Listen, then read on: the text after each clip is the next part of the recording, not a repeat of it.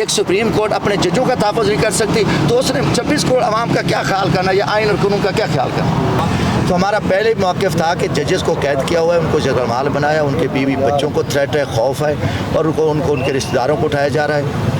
एक प्रेशर के ज़रिए जो है ना ये हमारे खिलाफ फैसले आ रहे हैं, इमरान खान को सज़ा दी जा रही है। तो अब ये सारा कुछ जो है ना बेनकाब हो चुका है, नंगा हो चुका है। तो अब कोई नहीं बच गया। मैं तो कहता हूँ कि चीफ जस्टिस सुप्रीम कोर्ट को ये भी चाहिए था कि जितने खान साहब के ऊपर ये केसेस पे सज़ा हुई है उस पर भी सोमोटो लेते, और साथ उन जजेस को भी बुलाया जाए जो नीचे जो सेशन जज हैं, एडिशनल सेशन जज हैं, सिविल जज हैं, जो जरकमाल हैं, उनको भी रिहा कराया जाए और उनको से पूछा जाए कि ये कैसे कैसे कौन लोग। तो इन लोगों का पता चल चुका है, वाज़ेह हैं। तो ये जो हकीकतन इंशाअल्लाह ताला हम अल्लाह के फजल से सुरखरू होंगे, और हम उम्मीद है इस वक्त जो है ना इस्लामाबाद के हाई कोर्ट के जजेस को सलाम है कि जिन्होंने जुर्रत का मुजाहरा किया और उन्होंने जो है ना एक आइन और कानून के मतलब और रियासत के साथ खड़े होकर उन्होंने अपनी जो तकलीफ़ थी, जो उनके साथ ज़्यादतियाँ हो रही थी, उन्होंने जो है ना अपने जो आला मनसब पे बैठे थे सुप्रीम कोर्ट को उनको बताया। और उम्मीद है कि लार्जेस्ट बेंच जो है ना इस पर जो नोटिस ले, और जो कौमी मुजरिम है कि जो यहाँ इतनी बड़ी बदमाशी कर रहे हैं उनको लटकाया जाए और इन्हें उनको सज़ा मिलनी चाहिए।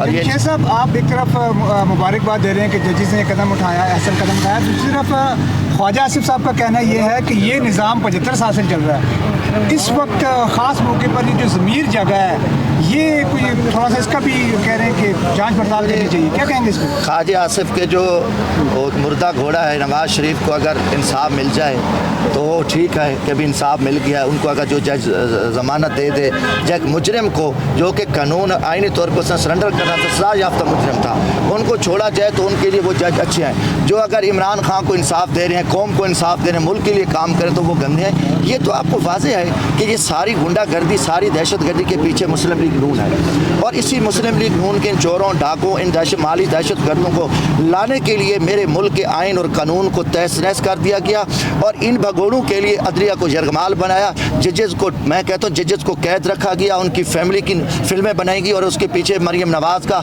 एक शर्मनाक किरदार था जो जजों की फिल्में बनवा रही थी आपके सामने, जो अरशद साहब जज जो इस दुनिया में अब नहीं रहे। तो ये सारा जो कच्चा चट्टा है, यही भगोड़े हैं जो इनकी मर्ज़ी का फैसला आ जाए तो पसंद है, जो इनके खिलाफ है, इनकी बदमाशी के खिलाफ है। तो ख्वाजा आसिफ तो खुद एक फ्राडी बुरी शिकस्त खाया उस शख्स ने, और वो जलील हुए हैं। अब ये सारी जो बेगैरती है यही लोग कर रहे हैं, और उनके पीछे पीपल्स पार्टी और मुस्लिम लीग नून के जो एस्टेब्लिशमेंट में जो छुपे बैठे हैं, यही उनके ज़रिए जो है ना ये सारी बदमाशी की। देखो ना, ये इलेक्शन था, इलेक्शन कमीशन इस टाइम जरगमाल है, ब्यूरोक्रेसी जरगमाल है, पाकिस्तान की 26 करोड़ आवाम जरगमाल है, मीडिया जरगमाल है, अदलिया जरगमाल है।